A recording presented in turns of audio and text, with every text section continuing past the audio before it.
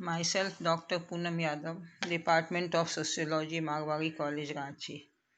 Student, आज मैं आप लोगों को सीमांतीकरण का अर्थ एवं जनजातियों में सीमांतीकरण किस प्रकार डेवलप हुआ इसके बारे में बताने जा रही हूँ। सर्वप्रथम सीमांतीकरण का मीनिंग क्या है। सीमांतीकरण एक ऐसी प्रक्रिया है जिसके माध्यम से विभिन्न आधारों पर कोई समुदाय संपूर्ण समाज से अलग थलग होने लगता है।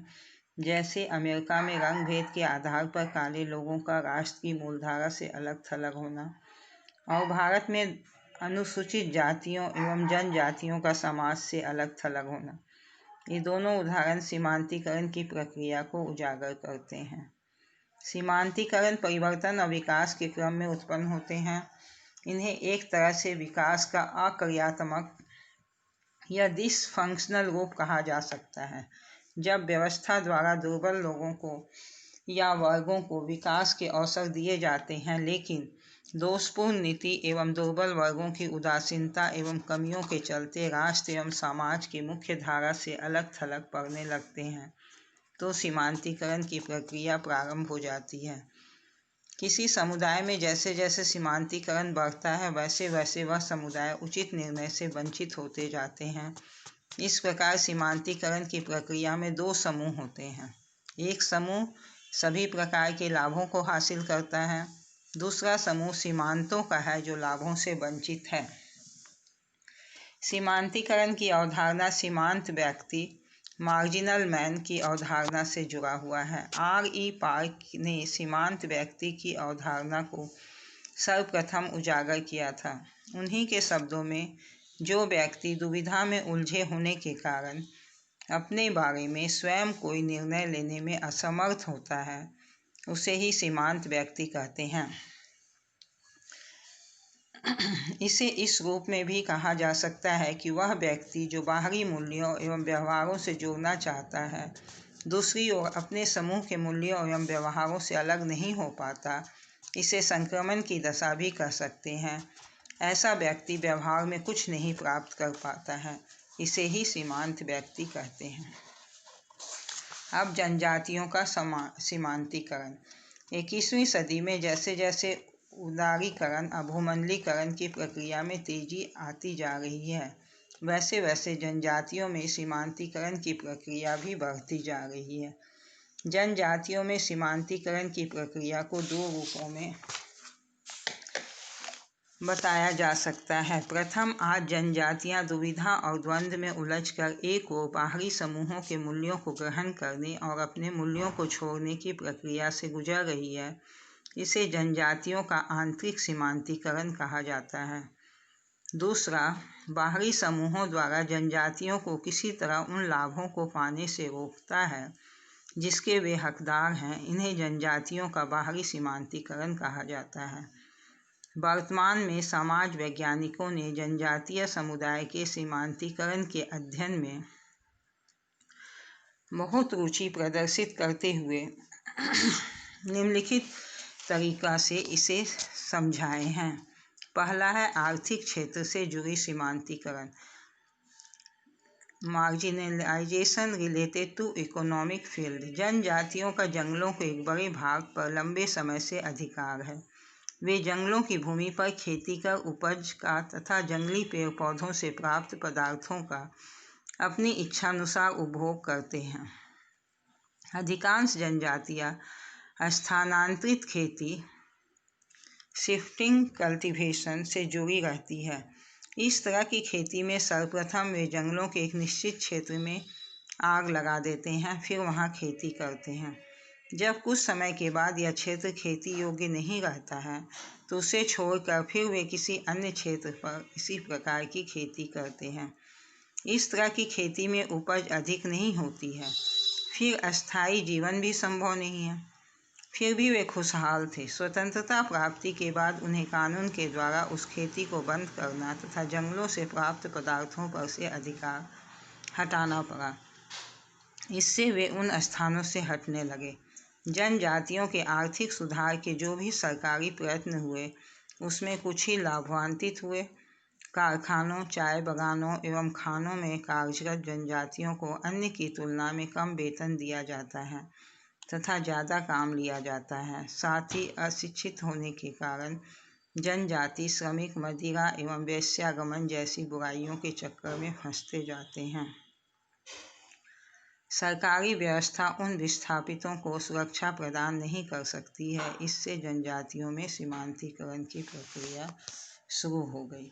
दूसरा है शैक्षणिक क्षेत्र में सीमांतीकरण। शिक्षा मानव समाज की सर्वाधिक महत्वपूर्ण प्रक्रिया मानी गई है। इसने ज्ञान, विज्ञान एवं समाज को प्रगतिशील बनाया है। जनजातीय समुदाय में आधुनिक शिक्षा का अभाव है। यही कारण है कि आज भी वह गैर जनजातियों की तुलना में काफ़ी पिछड़ा हुआ है। शिक्षा के अभाव में वे अनेक तरह के अंधविश्वासों से घिरे रहते हैं। जनजातीय क्षेत्रों में शिक्षा की समुचित व्यवस्था भी नहीं है। जहाँ थोड़ा बहुत व्यवस्था है भी, वहाँ बच्चे जाते नहीं हैं। उनके माता पिता उन्हें शिक्षित बनाने में दिलचस्पी नहीं रखते हैं।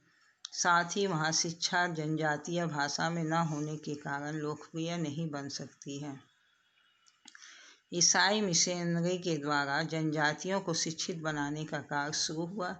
इसके दो परिणाम निकले। एक तो पढ़े लिखे जनजातियाँ अपनी ही संस्कृति से दूर होते चले गए। दूसरा, ईसाई मिशनरी के प्रभाव में बहुत सी जनजाति ईसाई धर्म को स्वीकार कर लिया, जो ईसाई मिशनरी का उद्देश्य ही था। इससे जनजातियों के बीच अपने में एक खाई का विकास हुआ। इस प्रकार की प्रक्रिया ने जनजातियों में सीमांतीकरण को उजागर किया है। तीसरा, रोजगार के क्षेत्र में सीमांतीकरण। Marginalization in the field of employment.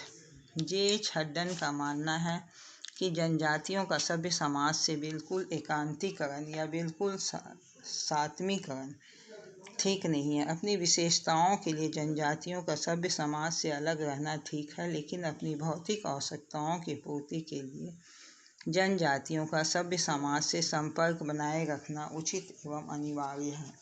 इस विचारधारा ने जनजातियों को हिंदू एवं ईसाई मिशनरियों के संपर्क में लाया। दूसरी ओर, स्वतंत्रता प्राप्ति के बाद संविधान के अनुच्छेद 335 के अनुसार उनको नौकरी के लिए विशेष प्रावधान है। इन सबों के संयुक्त प्रयास से जनजातीय समुदाय आरक्षण के लाभ से जुड़ गए, लेकिन जुड़ने वालों का प्रतिशत काफ़ी कम रहा। यह कम ही संख्या में हो, लेकिन नौकरी के बाद ये अपने को अभिजात वर्ग के मानने लगे। अधिकांश जनजातियाँ सीमांतीकरण की प्रक्रिया में हैं। इसका मूल कारण शिक्षा का न होना एवं अपने ही समुदाय के कुछ लोगों का उनके प्रति उपेक्षा का होना है। चौथा है सांस्कृतिक क्षेत्र में सीमांतीकरण। Marginalization in cultural field. संस्कृति समाज की आत्मा है। इसका उद्गम, विकास एवं परिवर्तन समाज पर निर्भर है। यह समाज को विशिष्टता प्रदान करती है। जनजातीय समुदाय की संस्कृति की अपनी अलग पहचान है, जो मूलतः गैर जनजातियों से भिन्न है। इसमें जो सीमांतीकरण की प्रक्रिया आरंभ हुई, वे मूलतः बाहरी लोगों के संपर्क के परिणाम कहे जाते हैं। जो जनजातियाँ इच्छा या अनिच्छा से ईसाई या हिंदू बने, वे समझे कि वे अपनी हीनता को दूर कर रहे हैं, लेकिन उनके सम्मुख अभियोजन, भाषा विरोध एवं संस्कृति का पतन आदि की समस्या बनी रही।